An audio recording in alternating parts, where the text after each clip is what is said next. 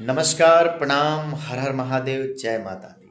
दोस्तों, मैं लोक गायक नागेंद्र उजाला आप लोगों को यह बताकर बड़ी खुशी महसूस कर रहा हूँ कि आज मेरे परम मित्र, एक बेहतर निर्देशक, साथ ही साथ 7 स्टार कंपनी के निर्माता श्री प्रशांत गुप्ता जी का जन्मदिन है। मैं माता रानी से, महादेव जी से यह प्रार्थना कर रहा हूँ कि प्रशांत गुप्ता जी दीर्घायु हों, निरंतर तरक्की के पद पर बने रहें, ईश्वर इनके दामन में हमेशा खुशियों की बरसात करते रहें और ये हमेशा भोजपुरिया श्रोता समाज की सेवा में लगे रहें।